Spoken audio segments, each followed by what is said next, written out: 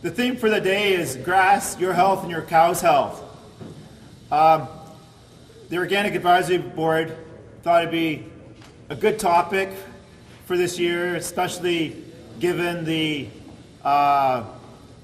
issue of grass feeding and the importance of grass as it relates to nutrition.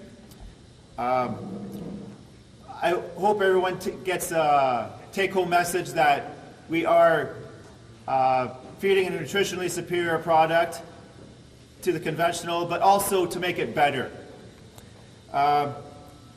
First of all, I'll review the agenda.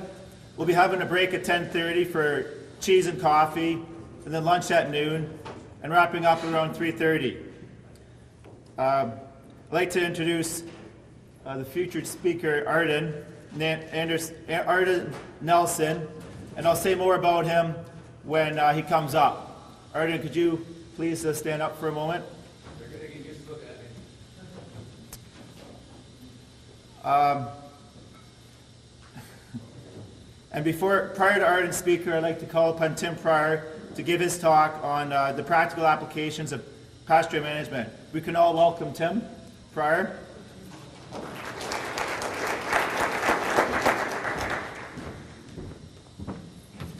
Thanks, Bill. And yeah, I welcome it. Thank you for inviting me to speak here with you guys. Any questions you have throughout, by all means ask me. I want it to be interactive. I'm not a professional speaker or anything. I just I've done and promoted rotational grazing for a long time now, so that makes me either old or experienced. So one or the other. Thank you. So by all means ask questions throughout. So a bit about myself and my background. My wife and I own Brussels Agri Services in Cowboy Loft, just located at the stockyards in Brussels. One of my passions within the business, we have many segments, but one of my passions is rotational grazing, setting up grazing systems. We do fencing, we sell forage seed, everything to do with grazing, that's us. So we really have a passion for grazing supplies and stuff, so we set up grazing systems for folks like you. So that's my passion. My wife and I also own a 100-acre farm where we graze beef cattle, so they aren't black and white, but you'll see some beef cattle here, so pretend the application is dairy. They do graze the same way, and I actually, we grazed some Holstein heifers for Bill years ago before he got started in the grazing, so anyway, I'll carry on. So I'll just start out with our talk on pasture management.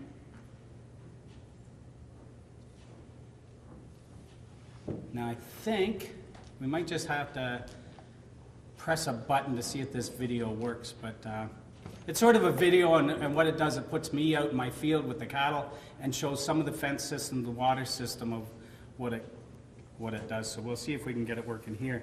One thing, I'll just do a little advertisement on June 7th, 5 o'clock at our farm. You can come and sign up. We have a pasture walk and talk. We do it every year. Great speakers. We'll feed you a great steak and a bun that evening. So if you want, come and sign up at the back. I got a bit of information on it now, but we're just completing the agenda. But it'll be a wonderful evening to come out. So come and sign up at the back with us for that June 7th. I know it's sort of early for you, but it'll be a great evening. We have speakers on grazing. We have speakers on pasture water system, grazing species, and whatnot. Okay, welcome. My name's Tim Pryor. No, we did that. So, welcome back. Sorry for the technical difficulties, but we're rolling here. So we'll talk about applications of pasture management. We'll go on. The next one is a video, and I'll talk through the video as you see. So, this is my cattle out in pasture, the beef cattle, of course. As I move the cattle, I run out to the pasture to move them every day. Not.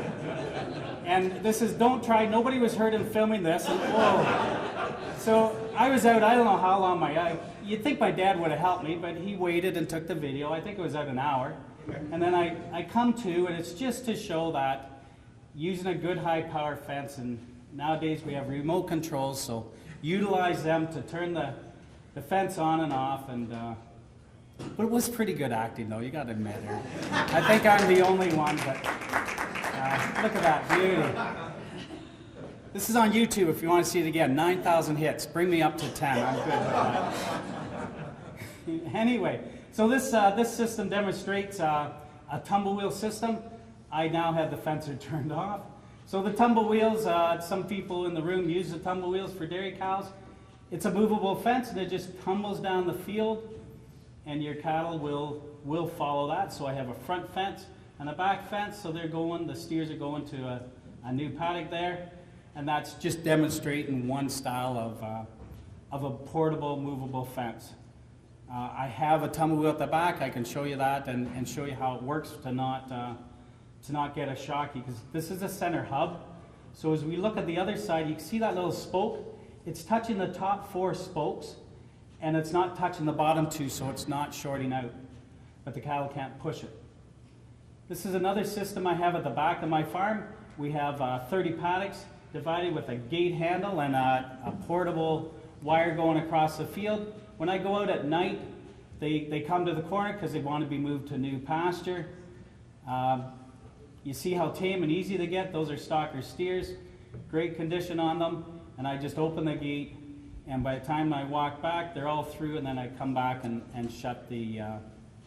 Now their front fence now becomes their back fence. They're through. You see how wild they are in a rotational grazing system. They're much like your dairy cows, what you can do.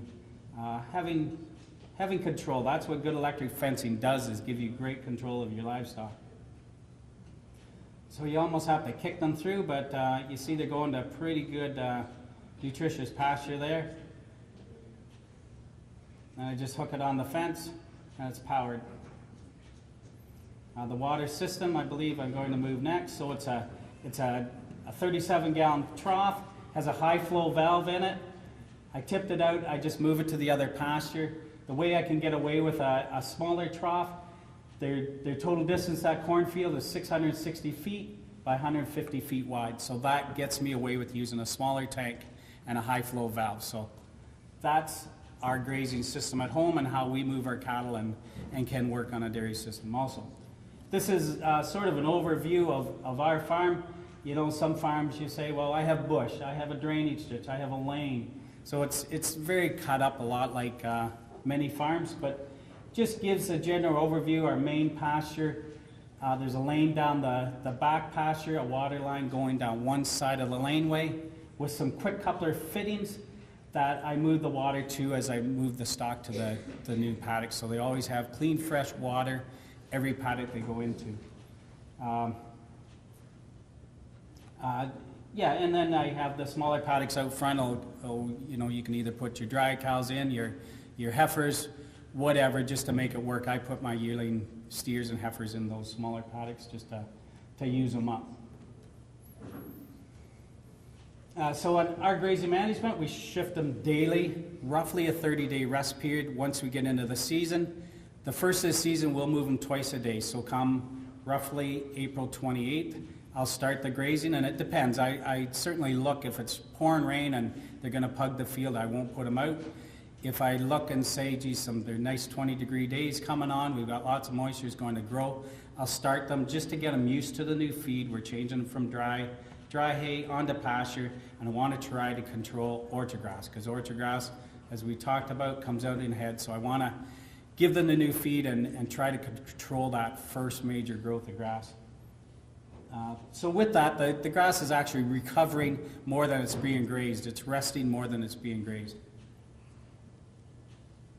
That's the water facilities I talked about. Quick couplers, black poly pipe. The livestock, they don't shed a lot of pounds. They aren't walking. Now I realize your dairy cows, they're going to have to walk back to get milk twice a day, but you're still getting the benefit of that field or that pasture out in the field. They're harvested in themselves. You have no work to do. They're doing it all for you. So that's the main benefit, but you do need them to get up to the barn to get milk. Some of the really neat things with Barenbrug, one of the varieties that we retail for, they do lots of research on grazing genetics.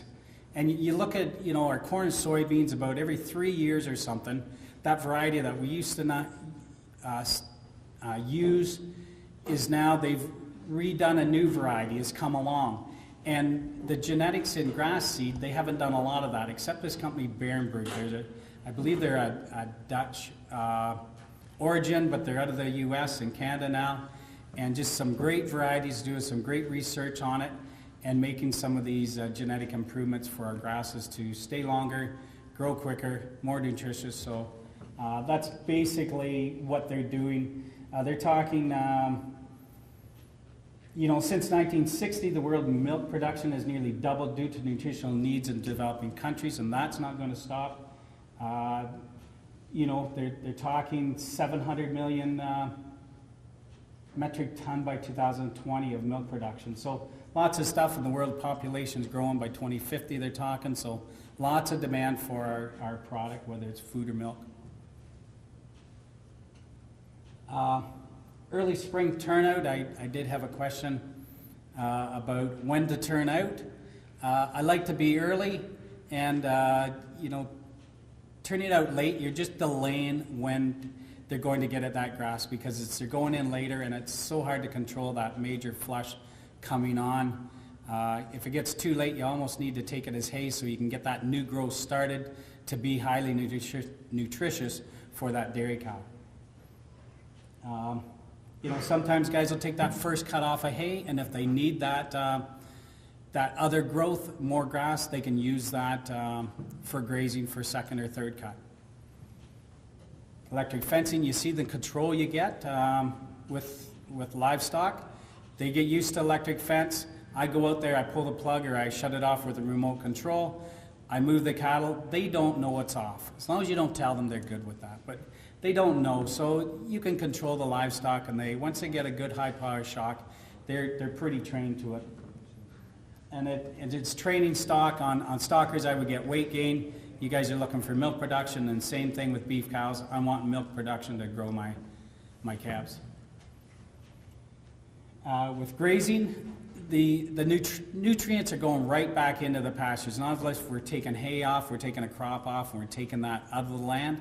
With the grazing, we're now, you know, they're now harvesting that crop, and it's getting regurgitated back, coming out in a nice fertilizer pack out the back, and now it's there to grow more feed again, right back in the pasture. So about 90% gets returned back to the soil, and they're doing all that spreading for you. You don't have to load it up with your tractor onto a spreader and spread it back on your fields, which in turn your pasture quality is maintained.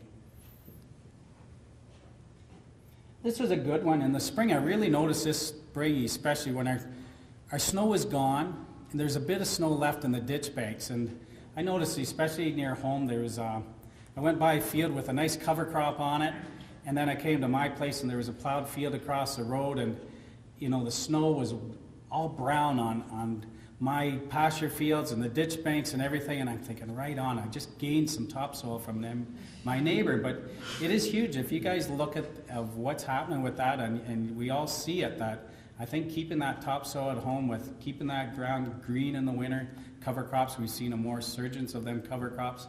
I encourage people to keep that ground green for the winter, because it's just, we're losing a lot of soil to our ditch banks, rivers, whatever. Or to me, bring it on. I like the topsoil. With the Berenberg, some of the improved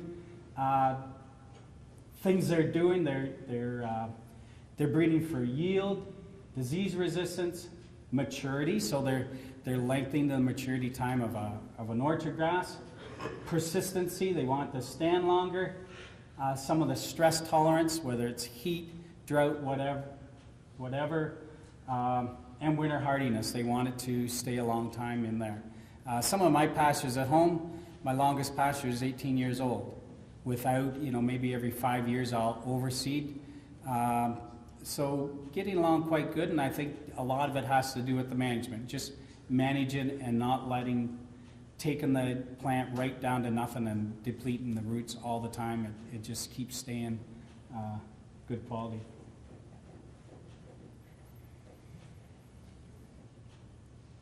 Yeah, improving forage grasses, you've got better palatability, so they like it better, they graze it. Fiber digestibility, animal traffic. You know, you got them cows walking on that, treading it. You want it to stand up to traffic. You want it to be productive and persistent under the grazing system that we're calling for. And those are just some of the considerations. You want to purchase your seed from somebody that knows some of these things that you're going to be doing. You want to know the application. I hope they would ask you what you're doing and what your intents are, because then they can design, and a lot of times what we'll do, I'll design a custom blend for you just in what you're telling, what your soils are, what you're trying to do, and try to get the best stand for you, because that's ultimately what you want. Some of the species I'll go through: Alice white clover, big leaf, very persistent. You'll see in this picture, it's interesting, you see it's not that it's persistent in some areas or not. They took this photo because when they spread it, it was a bad spread pattern when they did it with a four-wheeler, but it shows the Alice white clover and how palatable it is. You can see the cows are just grazing that. Where the others had some grasses in it, they're just grazing those lush patches of where they spread. So it's showing how palatable it is, and the cows really like it. Very winter hardy. It has a large leaf, so there's more leaf ratio than stems. Leaves is where all the protein and good is in the plant. And lots of, it's a legume, so it fixes nitrogen. Basically, it's grabbing nitrogen from the air, putting it down into its roots, and then relationship back with the grasses to help grow the grasses in the pasture. So that's a legume. Perennial ryegrass, very good grass, lots of energy in it. They use these two, white clover and perennial ryegrass, mainly in New Zealand. Grows here, maybe not as long lasted as we would like, maybe 4 or 5 years. It's fairly persistent here. Establishes fast, and you're going to get a good catch with perennial ryegrass and a great mix of grass in a thing. So it has a bit more crown or rust resistance than most, and lots of yield off it. Next one, we talked a bit about orchard grass. They've developed a variety. You can see the top one is more high leaf ratio, so there's more leaves there than the one picture at the bottom. So there's, which again makes it more palatable and more protein in it. Great high yielding in that third and fourth cut situation, as opposed to, say, a Timothy in your hay mixes. Establishes very well and very palatable, comes very quick in the spring. So you want to get out there, and that's the one we want to try to control early in the spring. Softleaf tall fescue. Tall fescue's got a bad rap, and I used to sell a lot of it. And then I said, no way, because my cows wouldn't eat it, because, if we feel back on them, on the leaf, that it's very sharp. And I noticed that, and I thought, well, if I think it's hard, the cow's mouth thinks it's sharp, and they wouldn't eat it. And then Bamberg has come out with these new varieties that they're very soft leaf, very palatable, and they'll now consume them, and a great, very persistent variety I like. 30% more palatable than it ever used to be, with higher gains. And it's yielding 20% more, so lots of great future in the tall fescues, and I like it in a hay mix and pasture. Could you tell us what percent you've blended what? Yeah, so in a blend, and I can talk to you more in it, I'll talk to more in your situation, but I typically, if I'm doing a blend, and those are the main species I look in a grazing blend, white clover, I'd maybe do 5%. Doesn't sound like a lot, but seed count, there's a lot of white clover in a pound. So if you do seed count percentages, it is higher. So and white clover catch as well. So 5% white clover. I'd maybe go. I'd split it up between perennial ryegrass, orchard grass, and tall fescue. maybe some grazing type alfalfa if you want, and I would split that up into the rest of the 95%, relatively even. You mentioned overseeding or cross seeding in permanent pastures. Are you looking at like legumes, heavy seed, or a mixture of grasses, and what's your success with that? What's your thoughts? Usually I'll do say a trefoil because it catches well, it frost seeds well, white clover and perennial ryegrass because perennial ryegrass catches the best of all the grasses. That's what I've done in the past. And it's hard to measure that success because you spread it on the spring, you put the cattle, they start grazing, and you think it's working because you've done it every 4 or 5 years and there's still a great sward of grass. This year, I'm going to try a no-till drill. I'm going to do 60 of my acres. We're putting in about 10 pounds the acre of this mix, roughly, maybe a bit of trefoil in it too. And I'm going to no-till and get it right in the ground and see what that does. So it'll be a trial, but again, the true way, what they want you to do is spray it down and let it come up through. I'm just going to no-till it in, hopefully in a few days if it dries out, and see what it does, see if I can see some benefit. So am I going to measure it very well? It's going to be tough because the cattle are going right on it, and it's going to have lots of competition with the grass that's already there because I do have a decent sward. So my theory always has been, but I haven't found a great drill.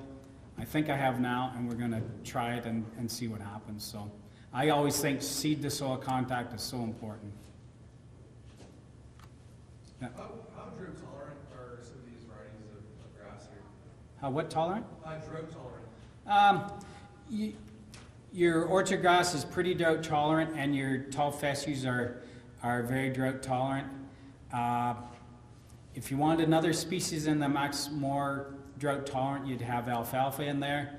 But your white clovers and your perennial ryegrass aren't as drought tolerant, so they will go dormant, I'd say, in the summertime if you needed that. So that's why I like a good mix, so you can cover off on some of them different timings.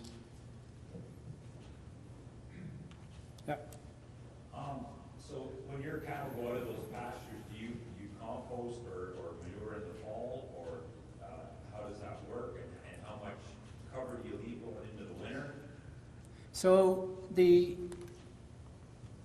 my winter stored manure, I usually have about for 25 acres of my winter stored manure gets spread in the pastures. It's sort of, I watch my fertility, having a soil consultant, so we watch for fertility, and then we'll use that accordingly where it needs. I'll put the winter stored manure on it, and then I'll delay that to maybe the last grazing they do, and then it sort of gets worked in. You great ecology in the soil the dung beetles, earthworms will take that into the soil for you. So what was the second part of the question, sorry? How much cover you leave in the winter? So the cover of my grasses, what I try to do, because your top growth replicates your root growth. So if you have that much top growth, you have that much root growth. And in the spring, your grasses and stuff have to, they need your root reserves to start the growth because they don't have the leaves for the photosynthesis. So you need to have root reserves. So in the fall, I'll go in and depending on the fall, I'll graze into first part of October. I'll leave that top on it. I'll let that rest after a couple really hard frosts when the plant isn't going to grow again. Then I'll let them take the top off. As long as it doesn't try to grow again, my root reserves should be there because nothing's calling for it to grow again. So hopefully, theory is that my roots will grow my plants early in the spring. I've tried it and it's really worked well for 15 to 20 years. I'll hustle along, Bill. We'll get the last of these slides in. Meadow fescue, just another great one. I'll put in a mix too. I didn't talk much about it, but that is another one I would put in the mix also. Green Spirit, an biennial, so it's about 2 years. So if you're looking for emergency field, if you have a lot of winterkill and alfalfa, throw in some annual ryegrass. Works really good. Not annual, it's biennial, so 2 years out of it. And it works good for sort of emergency if you got into trouble with winterkill and alfalfa to help out. Some of the paddock layouts, you look at this and we've got the laneway, and of course you'd have more gateways in to get them back to the milk and parlor. But that's just showing one system of how you can set up, you know, there's bush areas on that farm and we're fencing around them. But just to create some paddocks to get them back to the barn. There's another simple system. Basically, we're going up one side with the tumble wheels and then down the other side. And of course, the laneway to bring them back to the parlor. Is another system. The guy wanted 31 paddocks, 30-day rotation. Basically, the laneway will take it right back to the barn. This was a beef stocker operation, but you could do the exactly same with the dairy because we have gateways. You could create gateways in and about all them if you wanted to do a 30 paddock setup. But a little more complicated. When I first looked at the farm, I'm just, whoa, it's challenging. But, you know, we made it work and it worked really well. And there's another simple system just like mine at home, sort of pretty easy rectangle field and paddocks off each side of the lane. That's just that one big area, just showing some of the fence we do down the center. Has some bungee gates to let the cattle in and out of the paddocks. And there, that's my one piece of farm machinery, is my four-legged forage harvesting dung spreader. And they do all the work for us by the grazing themselves. So I like that. I don't have to get any machinery started. They just do it all. And I just have one more slide. And I like this quote from Wendell Berry. For the true measure of agriculture is not the sophistication of its equipment, the size of its income, or even the statistics of its productivity, but the good health of the land. And then I just sort of had one of my own, and I believe our quest in life as stewards, and I'll call ourselves stewards of the land, I think we have to be cognizant of it, of stewards of the land, is to leave the soil better than when we obtained it. And I'm not saying we're doing a bad job. I think we're doing a better job now. And I think if we leave it to our next generation in better soil health, we'll be able to feed the world that's coming with more population. And we just need to look after our soil because that's what feeds us all. So that's my talk. I'm at the back if we want to keep the day rolling. Yep. These barren varieties, are they certified organic? Not some of them, but I have available. I can get organic seed. None of those varieties are certified organic, though. I can get other ones, though. Just a question, with dairy, we bring the cows in every day, and just off the concrete, it's always muddy. And like, of course, we try and move them from one piece of concrete to another.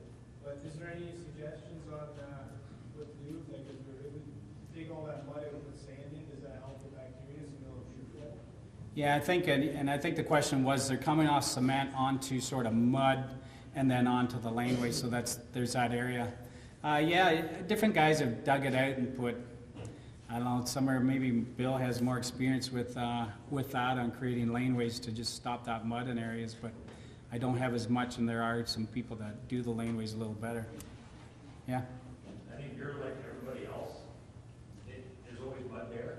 I got a bunch of used slots from Fritz that were bent, and I threw them down so then the water can get away, and you're just kind of along it. But It just keeps moving. I know, keeps moving. But if the bacteria is not in the, like sand bag, right, the bacteria is gross, so does that make a difference this time? Does everybody do that, or? I don't know. I don't know. For sake of time, I'll let Bill carry on. I'll be here all day at the back. Have any questions, you want to sign up for that meeting, leave your address and name there. I'll get you signed up. It'll be a great evening, so thank you very much.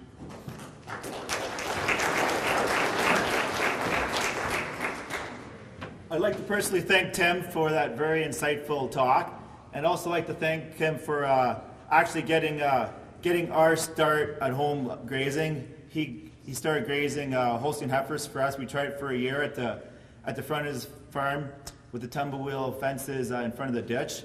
That's what got us started. That was probably 20 years ago. We're going to have a quick break with the cheese and coffee now, and we'll get Arden started at 10 after 11. Basically, we just pushed everything back a half hour, and I'll thank the sponsors after lunch.